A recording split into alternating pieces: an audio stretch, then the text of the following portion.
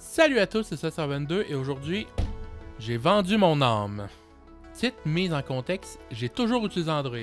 Donc, comme vous avez pu voir dans une vidéo précédente, mon téléphone actuel, c'est un Galaxy Z Flip 4. Donc, un téléphone pliant où, regardez, ça plie, c'est beau. Ça sert à rien.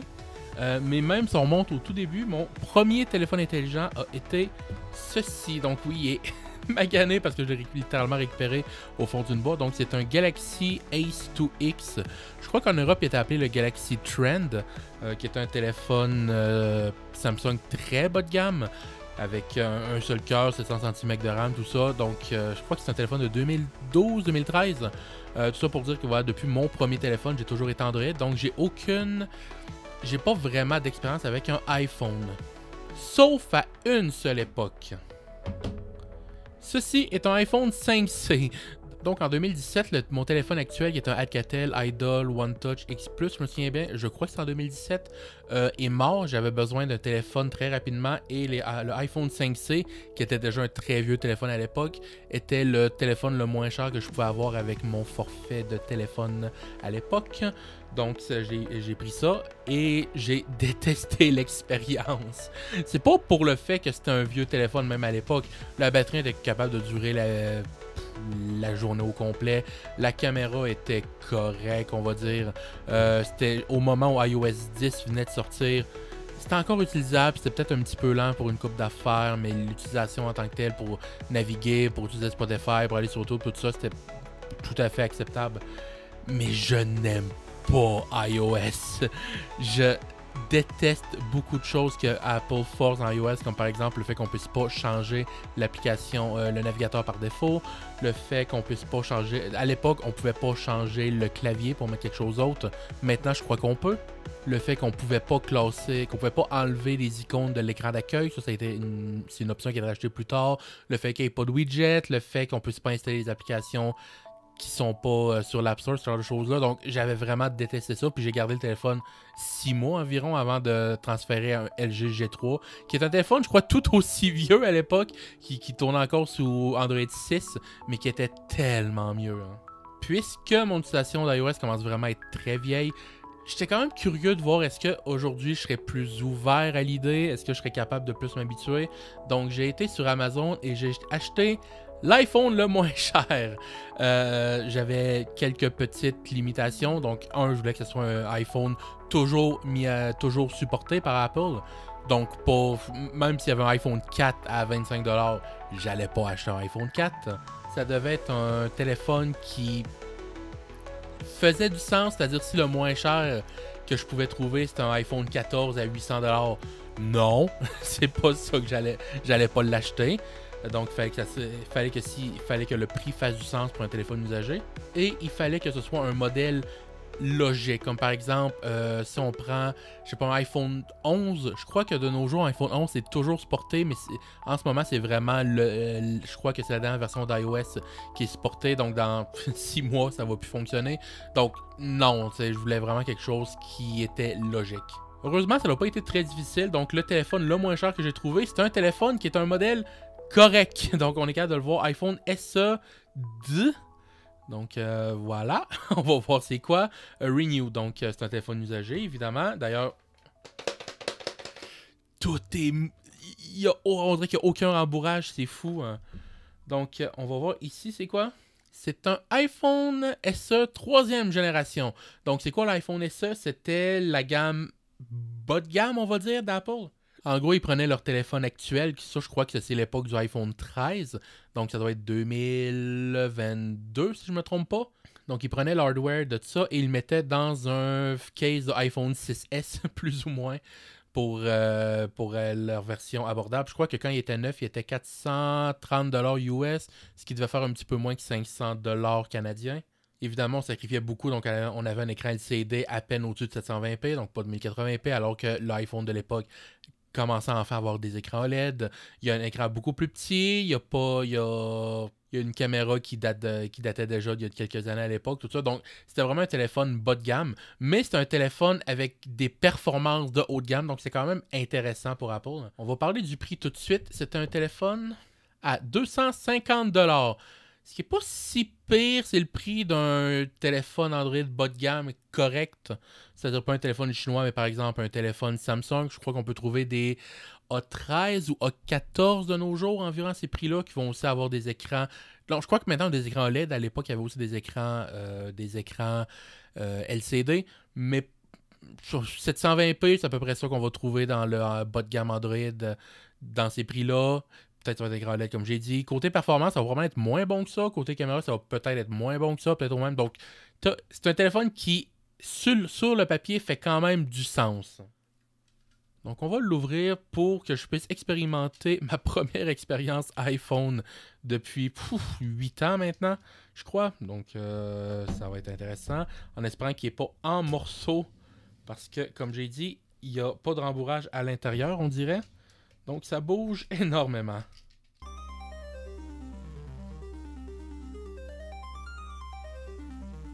Ouvrons la boîte. Wow! Donc, c'est pour ça. Il n'y a aucun rembourrage. Donc, ça faisait juste frapper la boîte. Ok, je crois que c'est emballé environ de la même façon que mon Galaxy Flip. Normalement, ce papier-là est censé être beaucoup plus serré, hein, parce que dans le fond, c'est censé faire que le téléphone ne puisse pas bouger, hein, parce que ça va le garder un peu par pression. Là, pas du tout. Ok, donc on va mettre le téléphone de côté. On a... Apple. Je le savais qu'il y avait ça, ça veut quand même pas dire que je suis content. Prise Lightning. Apple utilise l'USB-C depuis 2015 sur leur MacBook. Ils sont débarrassés de la prise Lightning en 2024, je crois, avec l'iPhone 15. Ou 2023, en fait, je crois, mais en tout cas, peu importe. Ils ont utilisé cette prise-là complètement dépassée pendant tellement longtemps. Puis même les derniers téléphones, c'est l'Union européenne qui les a forcés à le faire. Apple, vous êtes un peu tanné là-dessus. Donc, un chargeur qui a l'air d'être un chargeur officiel. Je crois qu'il est officiel, parce que comme on peut voir, il y a vraiment le design by Apple in California. Mais ça a l'air... Je crois qu'il est officiel, mais le problème, c'est que ça a l'air d'être le modèle qui venait avec l'iPhone 4, du genre. Donc, c'est pas un iPhone, c'est pas un chargeur rapide. Bon, il y a ça qui est autour, qui est juste tombé parce qu'il n'y a rien qui le tenait. Il y a l'affaire pour la carte SIM. OK. Et il y a le téléphone ici. Le voilà tout seul. On va enlever le simili protège-écran. Et voilà. Wow! C'est très petit. Donc, il est rouge, comme vous pouvez voir. Donc, il y a plusieurs couleurs d'iPhone disponibles. Même sur Amazon, il y avait plusieurs couleurs. Ils étaient tous le même prix. Donc, j'ai quand même pris le rouge parce que je le trouve quand même beau. Mais je m'attendais pas à ce qu'il soit aussi vif. Donc, je crois même pas que la caméra, ça va vraiment donner ça va vraiment donner une bonne impression à quel point c'est rouge. Donc, c'est la gamme Product Red, qui est, je crois, une gamme spéciale qu'ils font avec... je crois que c'est que... Il y a une partie des profits de ces téléphones-là qui sont donnés à la compagnie Product, qui sont une chose, je ne sais plus, je crois que c'est une affaire de charité, peu importe, je vais peut-être l'afficher à l'écran. Donc voilà. Il n'y a aucune écriture. Normalement, sur les anciens iPhones, il y avait ça. Je crois que c'est peut-être la première génération qui s'en s'est débarrassée. Hein. OK. Donc une seule caméra, ça aussi de nos jours, évidemment, on n'est plus habitué à ça. Et l'écran qui est... Je sais pas si vous allez le voir. Ouais, vous devrez le voir un petit peu. Vous voyez que l'écran est quand même un peu sale. OK. Donc, sinon, si on regarde autour, pour un téléphone usagé, ça n'a pas de l'air si pire que ça. Donc ici, on voit qu'il y a des petits endroits où il y a comme des petites éraflures. Ce qui est un peu normal pour un téléphone usagé. Ici, c'est correct. Non, c'est pas si pire à part l'écran qui est vraiment sale. Puis quand je le touche, en plus, je l'empire. Hein. Juste pour faire une petite comparaison, je trouve que le téléphone est très petit. Voilà l'iPhone 5C. Donc ça, c'est un écran 4 pouces. Ça, c'est un écran, je crois 5 pouces. Je crois que c'est quelque chose comme 4.92, quelque chose de bizarre comme ça. Donc plus ou moins 5 pouces. Puis vous voyez qu'il y a quand même une bonne différence. Mais même comparé à ça, comparé à un téléphone récent, le téléphone est minuscule. Surtout que le Z Flip 4 est pas particulièrement un très gros téléphone.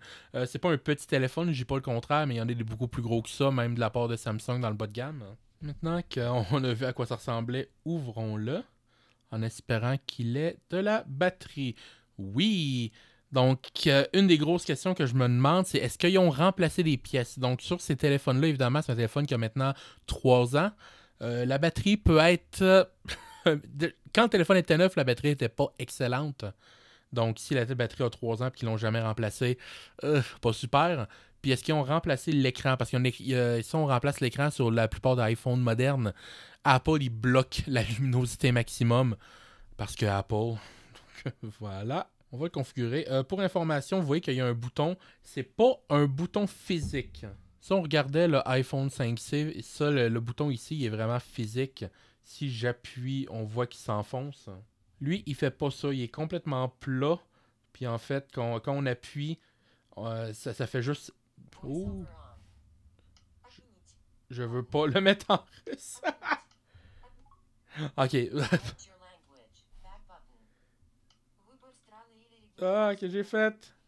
Mon Dieu, je sais pas comment j'ai activé ça par accident. Ça m'a pris un moment avant de voir comment le désactiver, VoiceOver.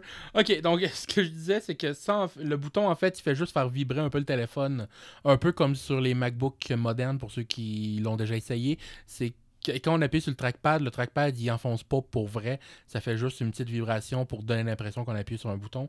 Donc, c'est ça. Je crois, les iPhones, les premiers à avoir fait ça. Et après, ça a été ajouté au MacBook.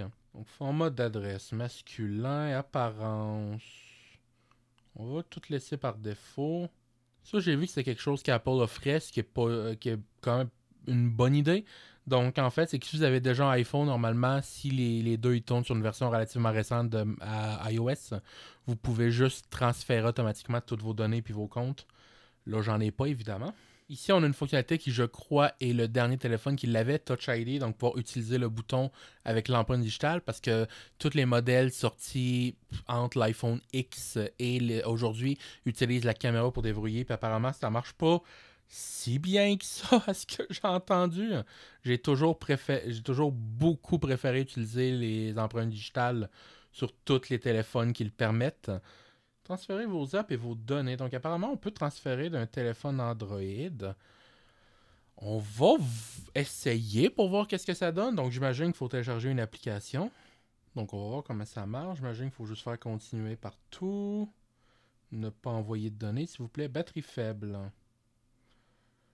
OK, pas grave. Ils veulent vraiment pas transférer tant que je rajoute pas de... tant que je connecte pas un fil. OK. OK, donc ça a l'air assez simple à faire. Donc, il fallait juste lancer. Une fois que l'application est lancée, puis qu'il me laisse continuer parce que je suis en train de charger, il demandait de mettre si on voulait faire le transfert par câble ou par Wi-Fi. Donc, j'ai sélectionné Wi-Fi. Mais après ça, il demandait de mettre le code qui est affiché sur l'écran. Puis maintenant, il faut sélectionner qu'est-ce qu'on transfère. On va juste tout transférer pour faire le vrai test. Transfert à l'iPhone, estimation du temps de transfert. Donc, il y avait quand même quelques données. Je ne sais pas combien de temps ça va prendre. On va espérer que ça ne va pas être si long que ça, mais on va voir.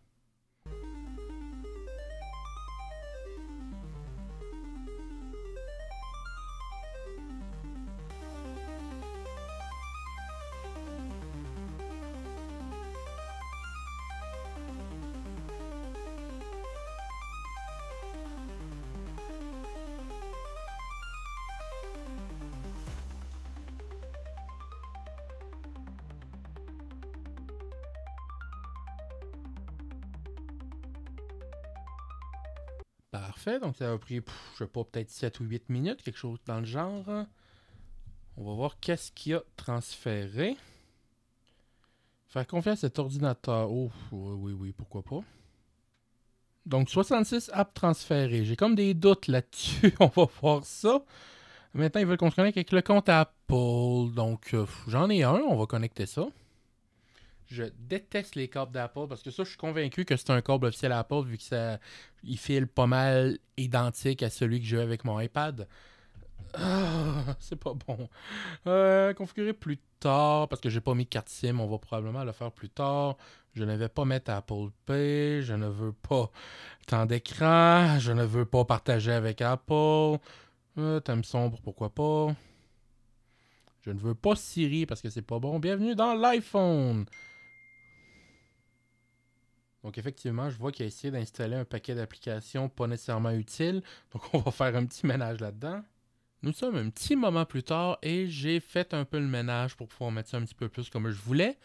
Je peux déjà dire une chose que j'aime pas beaucoup, de la manière de gérer les applications pour les déplacer.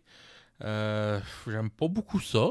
Euh, Au moins maintenant on peut mettre les icônes comme on veut, on peut laisser des espaces de temps en temps, comme ici par exemple où j'ai mis deux applications en bas, puis j'ai mis d'autres applications en haut, donc normalement je travaille plus comme ça.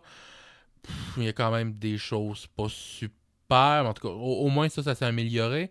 L'App Store, je peux pas dire grand chose sur l'App Store. Il est probablement meilleur que le Google Play Store si je suis honnête.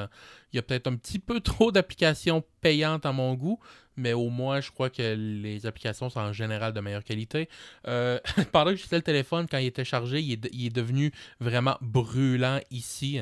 Donc j'imagine que le processeur doit être dans ce coin-là. C'était pas agréable à utiliser. J'ai vu qu'il n'y a pas de transféré même musique parce que j'avais un petit peu de. En fait, j'avais des podcasts en local et ça les a pas transférés, évidemment, parce que c'était juste des fichiers MP3 normaux. Apple laisse pas faire ça, faut passer par iTunes. Un petit peu tannant. Au moins, la plupart de mes mots de passe sont restés. La plupart des applications que j'utilise sont restées. Donc, Reddit, Spotify, YouTube, Firefox, tout ça. Et là, Chrome, je l'utilise pas vraiment, mais je l'ai quand même mis. On peut pas mettre plus que 4 icônes en bas. Ça aussi, pourquoi Apple? Si on compare à lui, par exemple, vous voyez que j'en ai mis 5 avec l'appareil photo puis le navigateur ici. Sur lui, j'ai dû sauter le navigateur parce il y a juste pas, on peut pas. Donc si on essaye de mettre une cinquième affaire ici, ben il nous laisse pas faire, ça va juste enlever une des icônes. Ok. Puis sinon c'est ça. Donc maintenant ce que je vais faire c'est que vu que j'ai configuré tous mes comptes, y compris mes authenticators qui fonctionnent, donc ça je suis un peu étonné que ça fonctionne sans avoir rien besoin de faire de spécial, puis que les deux fonctionnent en même temps, je vais utiliser ce téléphone-là comme mon téléphone principal pendant, je sais pas, peut-être une semaine, 2 semaines. On va voir. Peut-être que je vais tomber en amour avec iOS, mais c'est ça. On va voir qu'est-ce que j'en pense et si je crois que c'est un bon téléphone. Ça fait maintenant une semaine que j'utilise le téléphone et j'ai des opinions dessus. Donc, on va commencer, avant de rentrer dans les détails de iOS en tant que tel, on va commencer par parler du téléphone d'un point de vue physique, ce que j'en pense. Donc, côté design, je l'avais parlé, c'est extrêmement vieillot, on va dire. En fait, c'est exactement le même design que l'iPhone 8 qui est sorti en 2017, qui lui-même était presque identique à l'iPhone 6 qui est sorti en 2015. La seule différence, c'est que l'arrière était fait en verre. En fait, le 8 a changé l'arrière, au lieu d'être en aluminium, était maintenant fait en verre. Donc, ça a continué jusqu'à lui. Puis lui, je vous rappelle, il est sorti fin 2022, presque 2023. Je crois qu'il est sorti en décembre 2022. Donc, c'est un design qui a pas gardé extrêmement longtemps. Ils viennent tout juste de le remplacer. Mais si on enlève le fait que c'est un vieux design, j'ai pas vraiment de commentaires négatifs à dire. Donc, point de vue de construction, le verre, j'ai jamais vraiment aimé les arrières en verre parce que je trouve que c'est extrêmement fragile pour pas grand chose. Mais c'est quand même haute qualité. Le tour est tout fait en aluminium qui file quand même vraiment premium. L'écran, c'est juste un écran 750p si je me trompe pas. Et c'est juste 4.7 pouces. Donc 4.7 pouces de nos jours, je crois que c'est vraiment le minimum qu'un téléphone peut avoir. Mais voilà, 4.7 pouces, mais c'est parce que regardez la grosseur en haut et en bas qui ont laissé. Donc, si ça serait un téléphone moderne, l'écran, il pourrait probablement faire du 5.2, 5.3, quelque chose comme ça. Donc, avoir un écran aussi petit de nos jours, ça a des avantages, ça a des inconvénients. Personnellement, à mon avis, je crois que c'est plus d'inconvénients que d'avantages. Mais une chose que j'ai beaucoup aimé sur ce téléphone-là, c'est à quel point il est portable et il est mince. Donc, pour comparer avec mon Flip 4, les deux ont un case qui a environ la même taille. Vous voyez que l'iPhone est quand même beaucoup plus mince. C'est peut-être 50% plus mince. Puis ça, je trouve que c'est vraiment agréable dans les pantalons, dans la poche des pantalons, parce qu'on le sent à peine le téléphone. J'ai toujours trouvé que le concept des flips en tant que tel est un peu bizarre, parce que oui, les téléphones sont de plus en plus gros, donc ça permet d'avoir un téléphone qui est 2 fois plus petit, mais ça fait aussi un téléphone qui est 2 fois plus épais, hein. Donc, quand on compare dans la poche, ça, le iPhone, quand on s'assoit, on le sent beaucoup moins qu'un flip ou que n'importe quel téléphone. Un Google Pixel, ça va être la même chose. Ça va être extrêmement épais. Puis tous les téléphones modernes sont très épais. Donc ça, c'est vraiment quelque chose que j'ai très apprécié avec lui. Après, le fait d'avoir un bouton physique pour pouvoir le muter, pour pouvoir couper le son, le mettre en mode vibreur, c'est extrêmement agréable aussi. Je comprends pas pourquoi il n'y a pas plus de téléphones qui ont fait ça. Je pourrais même pas vous dire si un seul téléphone Android ont fait ça. Je comprends pas trop pourquoi. Est-ce que c'est juste trop compliqué à faire en software pour Android? Est-ce que c'est juste qu'ils ont peur d'Apple? Je ne sais pas. Mais ça, c'est vraiment quelque chose que j'aimerais voir sur plus de téléphones. Donc, bravo à Apple pour ça. Le port Lightning a été finalement probablement un moins gros problème que ce que ce que je pensais. Parce que comme vous pouvez voir, j'ai un adaptateur. En fait, c'est que j'utilise pas directement le port Lightning. Donc, c'est juste un adaptateur Lightning pour un câble USB magnétique. Donc, quand je connecte, c'est ça que j'utilise sur tous mes téléphones de toute façon. Donc, c'est pas nouveau pour lui. Donc, c'est beaucoup moins un problème. Il y a aussi le fait que la dernière fois que j'ai utilisé un iPhone, c'était avec un iPhone 5C. C'était avant que j'utilise des choses comme Spotify, donc je transférais manuellement la musique, il fallait gérer iTunes, ce genre de choses-là. C'était vraiment plus tannant. Donc je pense que de nos jours, la prise Lightning était beaucoup moins un problème que ça l'était pour moi à l'époque. Le bouton physique ici, je ne sais pas si je l'avais mentionné, mais c'est pas un bouton physique, c'est exactement la même chose que les MacBooks modernes, c'est-à-dire que c'est complètement plat, puis quand on appuie, ça fait juste vibrer pour donner une impression d'appuyer. J'aime vraiment pas ça. J'aime beaucoup plus les boutons physiques qu'il y avait jusqu'à la génération, justement, je crois, iPhone 8. Parce que l'iPhone 6 avait encore un bouton. Non, je crois que c'est le 6C qui a introduit ce bouton-là. J'aime vraiment pas ça. Je ne sais pas comment décrire ça. Je suis pas capable de vraiment juger la force à laquelle il faut appuyer. Donc, parfois, j'ai l'impression d'appuyer puis ça fait absolument rien. Je sais pas si c'est moi qui appuie pas assez ou vu que c'est juste une zone tactile, je suis pas directement sur la zone. C'est dur à dire. Parfois, j'ai l'impression que j'appuie beaucoup trop fort puis je fais presque, je fais bouger le téléphone en appuyant. C'est pas super. Et en plus, la vibration, j'ai l'impression que c'est. Comment je peux dire ça? C'est pas le bouton que j'ai l'impression qu'il bouge, j'ai l'impression que c'est le devant du téléphone au complet qui a l'air de bouger sur son axe. Je le sais que c'est pas le cas, hein, mais c'est ça l'impression que ça me donne. Donc, d'un point de vue hardware, le téléphone, j'ai pas grand. Je crois que c'est vraiment subjectif. Comme j'ai dit, aller sur un design aussi vieux, ça a des avantages, ça a des inconvénients.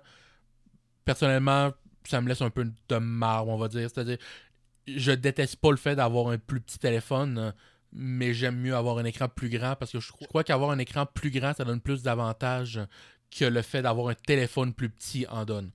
Ça, c'est juste mon avis. La caméra est correcte. Donc, encore une fois, c'est une caméra 12 mégapixels, si je ne me trompe pas. C'est exactement la même caméra depuis l'iPhone 6S, si je ne me trompe pas. Donc, une seule caméra alors que tous les téléphones modernes en ont deux ou trois. Sauf pas si grave que ça, j'ai envie de dire, si c'est une bonne caméra. Comme j'ai dit, elle est juste correct parce que c'est exactement le même capteur qu'il utilise depuis 2017. Puis à chaque fois, il améliore un petit peu de plus en plus en software pour améliorer un peu le rendu. C'est correct. Je veux dire, c'est mieux qu'un téléphone. Si vous allez acheter un téléphone LG ou un téléphone Samsung à 150 ou même un téléphone Oukitel, ce genre de choses-là, il va avoir une caméra beaucoup moins bonne que ça.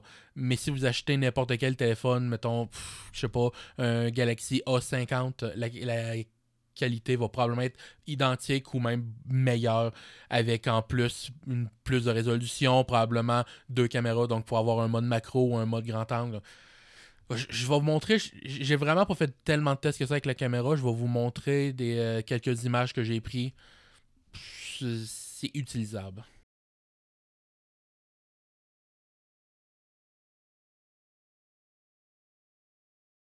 Donc voilà un extrait vidéo avec la caméra selfie pour voir qu'est-ce que ça donne. Donc ça filme apparemment en 1080p 30 fps.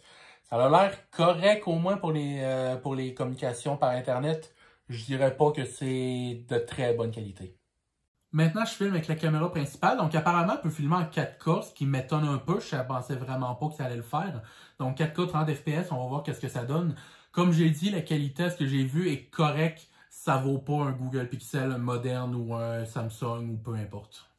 Pour comparaison, voilà à quoi ressemble mon Google Pixel 6a, qui est l'entrée de gamme de Google il y a quelques années maintenant. Je crois que la qualité est meilleure. Maintenant, si on parle des performances en tant que telles pour l'utiliser en tant que téléphone, encore une fois, j'ai vraiment rien à dire. Donc, le téléphone, comme j'ai dit, sorti fin 2022. Il y a le Apple A15 qui est le même processeur qu'il y avait dans le iPhone 13. Maintenant, on est rendu à l'iPhone 16. Mais c'était des téléphones, c'était un processeur haut de gamme à l'époque. Puis encore aujourd'hui, c'est vraiment amplement rapide pour tout faire. J'ai vu beaucoup de gens qui disaient que ça ralentissait des fois en naviguant sur Internet ou en faisant des choses lourdes. J'ai vraiment pas senti ça. Pour vous montrer, je vais même installer quelques jeux. Donc, lui que je vais vous montrer, c'est Genshin Impact, vu que c'est tout le temps le jeu que j'utilise comme benchmark pour les téléphones. Une fois qu'on est en jeu, vous voyez que c'est vraiment parfaitement fluide. Donc là, j'ai le jeu configuré en 60 fps. Donc, pour vous montrer les graphismes que j'ai mis. Donc, il est tout simplement en moyen avec la résolution que j'ai mis en élevé parce que sinon, je trouve que c'est un petit peu trop basse résolution. Puis, j'ai mis les FPS à 60. Donc, comme ça, vous voyez, le jeu est vraiment parfaitement fluide. Même si on fait des effets, il n'y a aucune baisse de FPS que je peux voir. Donc oui, le téléphone, vraiment côté performance pure, j'ai vraiment rien à dire. Genshin Impact, c'est probablement le jeu le jeu mobile le plus lourd. Là, je sais pas. Ok, il y a une cinématique. J'ai jamais joué à Genshin Impact. Est-ce que ça se voit? Donc, c'est ça. C'est définitivement le jeu mobile le plus lourd. Donc, s'il est capable de le faire tourner, même à faible en 100 FPS, c'est quand même bon. Surtout pour un téléphone qui a maintenant 3 ans. Donc, voilà, côté performance, j'ai vraiment rien à dire. Je comprends pas pourquoi les gens disent que c'est lent. Peut-être qu'ils sont juste habitués à des téléphones plus haut de gamme que moi. Je pourrais pas dire. Il y a quand même plusieurs problèmes d'utilisation, si on veut. C'est juste un téléphone. Ce téléphone-là, il est 64 GB. Il vendait un modèle 128 GB sur Amazon quand je l'ai acheté. Il était 100$ de plus. Pour 100$ de plus, vous pouvez acheter un iPhone 13 avec 128 GB et un meilleur écran. Donc, ça faisait pas de sens. Donc, pour le moins cher, on se ramasse avec 64 GB. Si vous mettez rien, c'est correct, mais vous voyez que j'ai pas tellement de photos que ça, puis j'ai quand même 7 GB de photos. Genshin Impact qui est pas téléchargé, donc il fait juste streamer les données au fur et à mesure. Il fait déjà 4 GB. J'ai pas mal de musique sur Spotify, mais pas non plus tant que ça. J'en ai pas des milliers. Vous voyez, 4 GB. Si vous commencez à écouter en plus des podcasts, ce genre de choses-là, ça va grimper très rapidement. YouTube, ça, c'est l'application tout simplement avec, j'imagine, du cache. Si vous commencez à télécharger des vidéos, pareil, si vous dites Crunchyroll, Netflix, Disney+, que vous voulez télécharger sur votre appareil, ça va remplir extrêmement rapidement. 64 GB, c'est juste pas assez, je crois, pour un téléphone de nos jours. Je le sais que le Oukitel que j'ai montré avait aussi 64 GB, mais on pouvait mettre une carte SD. Donc, toute la musique locale pouvait se retrouver là-dessus. Les photos pouvaient se retrouver là-dessus. Donc, ça aidait beaucoup. Mais bon, encore une fois, c'est juste pour un téléphone, puis vous voulez juste mettre téléphone, Facebook, Twitter, YouTube. Oui, c'est pas un problème. Maintenant, c'est là qu'on va arriver à la section drôle, mon expérience avec iOS. Ah, ok. Donc, comme j'avais dit, ma seule expérience avec iOS avait été avec un iPhone 5C sur iOS 10 à l'époque. Plus un iPad, mais sur iPad, maintenant, c'est iPadOS, puis c'est quand même assez différent. Donc, qu'est-ce que j'en ai pensé? Ça l'a mieux été que je pensais. Je peux dire ça. Par contre, ça ne veut pas dire que mon expérience a été parfaite, loin de là. Donc, comme vous pouvez voir, j'ai beaucoup d'applications Google parce que, évidemment, j'ai un téléphone Android, puis même avant Android, j'utilisais déjà Google pour Gmail, pour Google Maps, pour Google Photos, ce genre de choses-là, pour Google Drive, donc toutes mes choses sont synchronisées là. L'intégration Google iOS, c'est pas super, genre vraiment pas.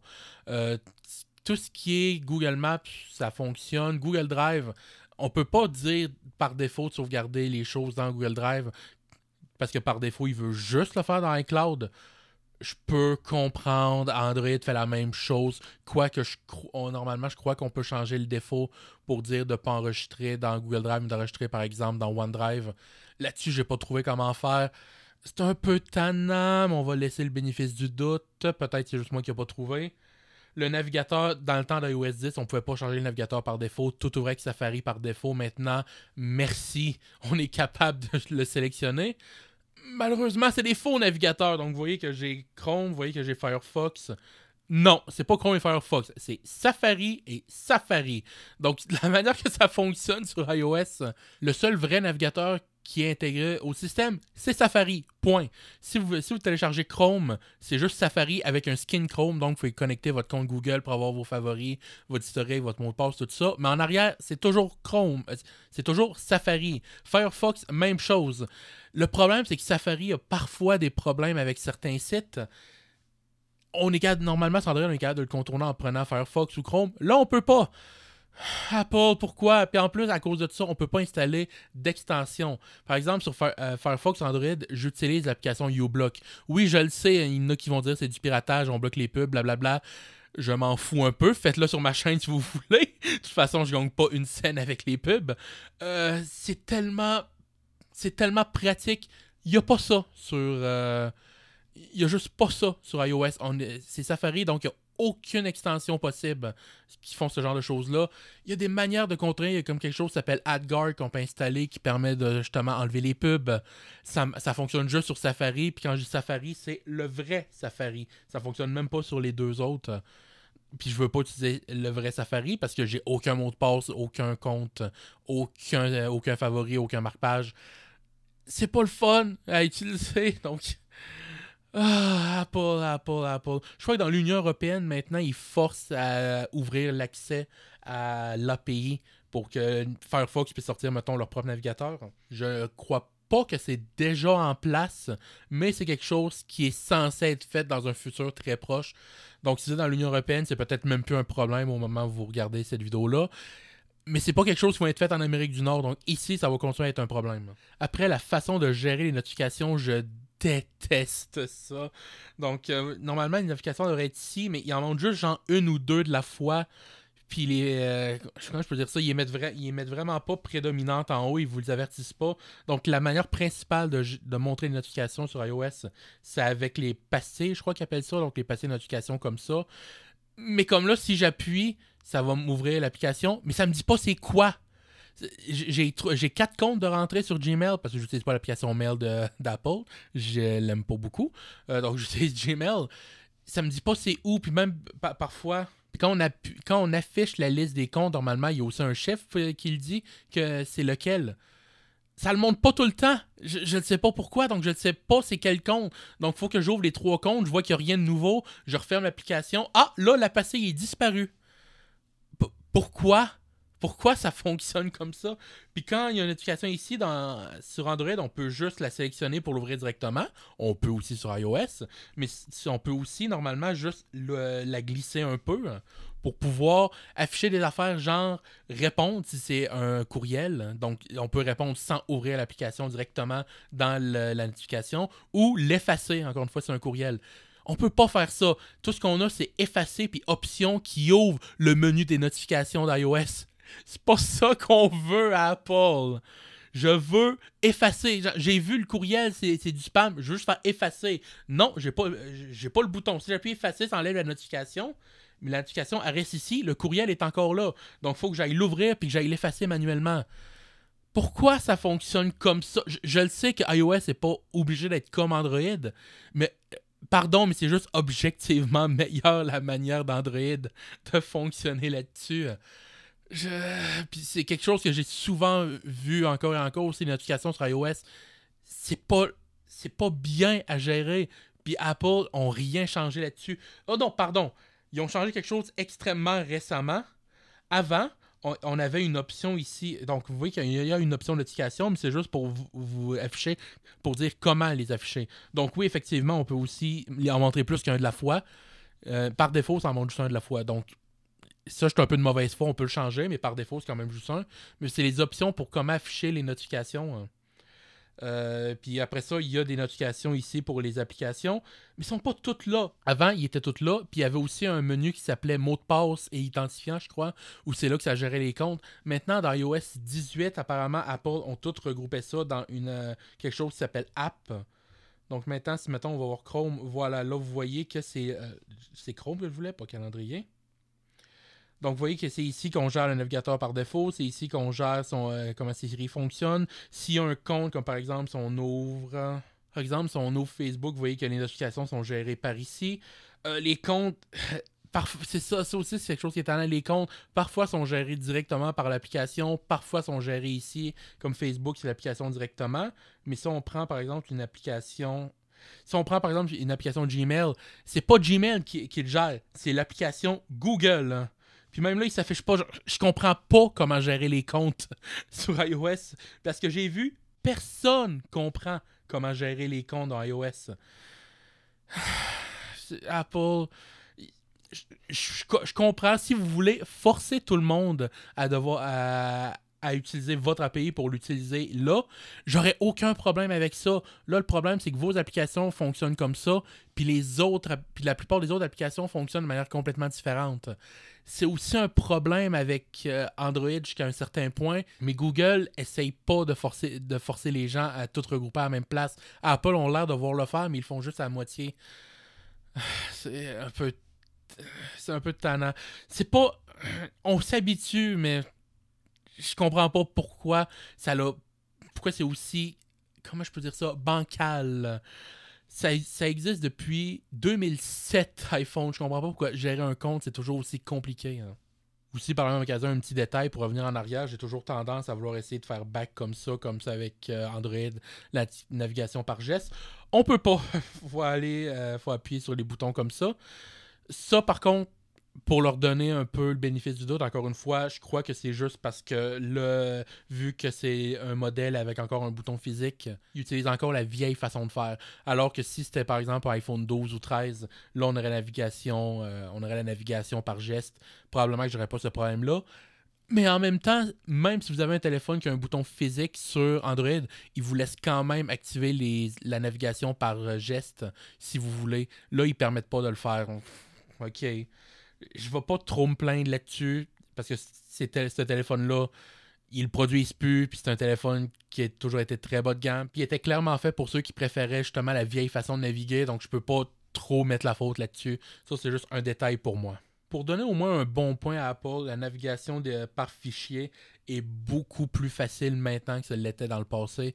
Donc dans le passé, il n'y avait pas de navigation par fichier. Donc, si vous téléchargez quelque chose, bonne chance pour le retrouver. Donc, si vous l'avez téléchargé sur Firefox, sur Safari, il fallait probablement que vous alliez sur Safari, que vous alliez afficher la liste de téléchargement pour retrouver quelque chose. Si c'était une image, un PDF, ce genre de choses-là. Maintenant, on peut enfin aller le retrouver dans le fichier. C'est toujours pas aussi développé que ce que Android a depuis 1.6. Mais je vais leur laisser... Voilà, au moins, maintenant, ils ont ça, puis c'est très utilisable. Mais sinon... En situation normale, voilà, vous allez sur Reddit, vous allez sur YouTube, vous appelez, vous textez, vous prenez des photos, ce genre de choses-là. C'est presque identique à Android de nos jours. Tous les systèmes d'exploitation, Android, iOS, même jusqu'à un certain point à l'époque Windows Phone, qui n'existe plus maintenant, mais voilà. Puis il y a aussi maintenant des téléphones Linux. L'interface est tellement semblable, l'utilisation est tellement semblable que c'est extrêmement facile de passer d'un téléphone à l'autre. Toutes les plaintes que je fais depuis le début, c'est parce que je cherchais des choses que j'aimais pas. Parce que j'essayais de regarder le téléphone d'un point de vue critique, de voir iOS d'un point de vue critique. Si vraiment je me disais, OK, à partir de maintenant, ça va être mon téléphone, puis je veux acheter des iPhones dans le futur au lieu de téléphones Android, probablement qu'après un mois, j'oublierais la plupart des problèmes que j'ai dit. Hein. Mais c'est pas ça mon intention, donc j'essaie vraiment de le voir. OK, moi j'utilise Android de cette façon-là. C'est quoi les différences que j'ai vues puis qui m'énervent? Je dis vraiment pas qu'Android est parfait. Il y a des choses que je me fous complètement. Donc je sais qu'il y a énormément de gens qui disent Android est beaucoup plus customisable. On est capable de tout changer. Puis il y a quelques trucs que j'aime beaucoup d'Android, comme par exemple pour mettre plus d'icônes, j'avais dit en première partie, être limité à 4 icônes partout, je trouve ça un peu tannant, mais en tout cas, mais en même temps, on s'habitue, puis Android, il y en a qui disent hey, moi je peux pas vivre si on met moins que 7 icônes. Genre, ok, pas à ce point-là, puis je me fous un peu. Mais quand j'étais jeune, j'aimais beaucoup mettre des thèmes. Aujourd'hui, je m'en fous un peu, fait que c'est plus vraiment un argument pour moi. Changer les fonds d'écran, mettre des fonds d'écran animés, ce genre d'affaires-là, ça prend de la batterie pour rien, fait que souvent, je vais juste laisser le fond d'écran par défaut, je vais mettre un fond d'écran que j'ai depuis 10 ans. Il y a beaucoup de gens qui donnent des points positifs à Android que je me fous ou que je suis pas d'accord. Donc, c'est pas... Je suis peut-être un peu biaisé, mais je vais pas dire qu'Android est parfait. Je crois qu'il y a beaucoup de défauts. Ça, il y a beaucoup de défauts. Il y a aussi beaucoup de qualités. Mais encore une fois, comme j'avais dit avec le téléphone, avec la taille de l'écran, je crois que c'est plus facile de vivre avec les défauts d'Android qu'avec les défauts d'iOS.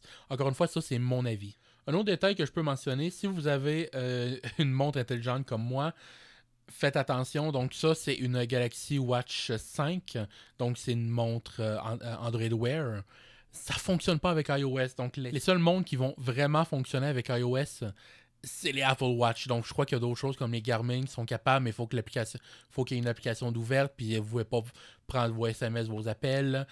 Il y a les plus vieilles montres Tizen de Samsung qui sont plus supportées de nos jours, mais si vous le mettez là-dessus, apparemment ça fonctionne. J'ai pas réussi à faire marcher ma vieille Galaxy Watch active. J'ai trouvé un moyen détourné de le faire. Donc si vous voyez ici, donc j'ai trouvé quelque chose qui s'appelle Bridge Sync, je crois, sur le Play Store de la montre, qui permet de se connecter à l'iPhone par Bluetooth. Donc tout ce que ça fait, c'est que ça va copier les notifications de là pour les mettre là. Problème, puis qu'il n'y a pas de synchronisation. Donc là, vous voyez que j'ai reçu justement une notification pour un courriel. Je l'ai aussi reçu sur la montre. Mais si je l'efface ici, par exemple, elle ne s'efface pas de là. Elle va rester jusqu'à ce que je l'efface manuellement. Puis pareil, si je l'efface sur la montre, elle ne s'efface pas du téléphone. Donc, c'est pas super. Donc malheureusement, Apple, ils veulent pas vraiment ouvrir leur API aux montres tierces apparemment. Donc on est un peu limité par ce genre de choses-là. Donc si vous êtes prêt à acheter une Apple Watch ou si vous n'avez pas de montre intelligente, c'est bon, mais si vous êtes déjà dans Android puis que vous voulez utiliser votre montre existante, c'est probablement un gros problème. Peut-être un dernier détail que je peux parler aussi, l'utilisation en voiture, donc avec CarPlay. J'ai vraiment rien à dire. Normalement, j'utilise Android Auto pour le GPS, puis pour contrôler la musique avec Spotify. L'interface de CarPlay puis d'Android Auto est tellement semblable de nos jours. J'ai presque pas fait attention. Surtout que CarPlay, j'avais peur qu'il me force à prendre Apple Maps. Non. Il me permet d'utiliser Google Maps pour la navigation. Puis ça l'ouvre par défaut, donc ça c'est très bien. J'ai cru voir que ça faisait beaucoup plus planter le Bluetooth dans ma voiture, mais je vais laisser le bénéfice du doute là-dessus, parce que Android a aussi des problèmes avec ça, puis je crois que c'est juste le système audio dans ma voiture qui est extrêmement mauvais. Donc je vais pas trop y dire, mais mettons qu'avec Android, c'est-à-dire que je roule puis le système va juste redémarrer, donc je perds le son, je perds la caméra de recul, tout ça, le temps que ça redémarre. Avec Android, ça me le fait peut-être une fois tous les 2 mois, tous les 2 mois. Avec iOS, ça m'est arrivé 3 fois en une semaine. Mais voilà, bénéfice du doute, c'est peut-être un problème qu'ils ont avec iOS. Je crois pas que ce soit un problème avec le téléphone en tant que tel. Maintenant que tout ça est dit, on va revenir au sujet principal. Est-ce que ça valait la peine d'acheter l'iPhone le moins cher sur Amazon? Je crois que oui. Si vous voulez vraiment iOS, je crois que c'est vraiment pas la pire chose à faire. J'ai vu la lumière flasher ici. Intéressant. OK. Donc apparemment, je m'étais trompé. Je croyais qu'il était sorti en décembre 2022. Apparemment, c'est mars 2022. Bon, pas grave. Donc, vous voyez, c'est un téléphone qui a maintenant 3 ans. Donc, vraiment, c'est sorti en mars, il y a exactement 3 ans. Ok, je savais pas. Puis même si tout avait été fait pour être cheap à l'époque, donc un écran à peine au-dessus de 720p, le tout petit écran, le vieux design qu'il utilise maintenant depuis 7 ans, ce genre de choses-là, À l'intérieur, ça restait quand même un téléphone assez haut de gamme. Le A15 était aussi utilisé dans leur téléphone le plus haut de gamme, donc c'était vraiment pas un mauvais processeur. La batterie est, on va dire, médiocre. Donc, je ne l'ai pas mentionné, mais la batterie, quand je l'ai reçue, apparemment, je ne sais pas si elle a été remplacée à un moment, mais elle a 90% de sa durée de vie encore. Je suis capable de faire la journée au complet sans problème, mais pas beaucoup plus. Mais mon Flip 4 a exactement la même chose. Le problème, c'est que le Flip 4 est connu comme ayant une très mauvaise batterie. Donc la batterie est correcte sans plus, sincèrement. Vous allez faire la journée, vous n'allez pas durer 2 jours. Puis la journée, si vous ne faites pas trop d'affaires non plus. Après, évidemment, si vous êtes prêt à aller sur Android dans ces prix-là, vous allez voir, vous pouvez trouver quelque chose comme un Galaxy A16 qui va être 5G. Lui aussi est 5G en passant. Donc ce téléphone-là, il y a un écran 6.7 pouces, donc beaucoup plus gros, 128 Go de stockage par défaut au lieu de 64, donc 2 fois plus. Une caméra de 50 mégapixels. Ouais, j'y crois pas trop. Souvent, ils trichent quand ils disent 50 mégapixels, mais probablement que la caméra doit être au même niveau, voire mieux. Puis en plus, il y a 3 caméras. L'écran 6.7 pouces plus gros. En plus, je ne l'ai pas dit, il est AMOLED. Donc, beaucoup mieux. Il y a un écran IPS qui est utilisé depuis 2017, évidemment. Il va aussi être 1080p alors que lui, c'est à peine au-dessus de 720p. Évidemment, par contre, côté puissance, je suis persuadé que celui-là doit être moins puissant que le A15. Et je m'attendrais vraiment pas à énormément d'updates d'Android. Donc je sais que Samsung, je crois qu'ils ont promis de le mettre à jour pendant 5 ans. La manière que Samsung met à jour, c'est qu'au lieu de sortir souvent, ils vont juste faire les mises à jour mineures d'Android. Donc là, lui, avec Android 14, croyez pas qu'il va avoir Android 17, mettons. D'après moi, il va peut-être monter Android 15, peut-être 16. Puis après ça, ils vont juste sortir pendant la dernière année ou les derniers 2 ans les updates de sécurité normales. Alors que lui, c'est sûr qu'il va être, je suis à peu près persuadé qu'il va être encore mis à jour jusqu'à iOS 20, peut-être 21. Parce que normalement, Apple, ils vont mettre leur téléphone à jour pendant presque 7 ans. Puis lui, il a juste 3 ans maintenant. Donc d'après moi, le SE va être mis à jour plus longtemps. Puis si vous êtes prêt à mettre un peu plus dans l'usager, même pour iPhone, l'iPhone 13, oui, ça va être exactement le même hardware à l'intérieur, donc le même A15, donc il va y avoir autant de mises à jour. Vous allez avoir 128 Go au lieu de 64 Go, qui fait une grosse différence. Vous allez avoir un écran plus gros, vous allez avoir un écran OLED, encore une fois, bien meilleur. Je crois qu'il est plus de 1080p lui aussi. Donc je crois que ça vaut probablement la peine de dépenser le 150$ de plus. Sinon, évidemment, iPhone 14, qui va être bien meilleur, mais qui est beaucoup plus cher.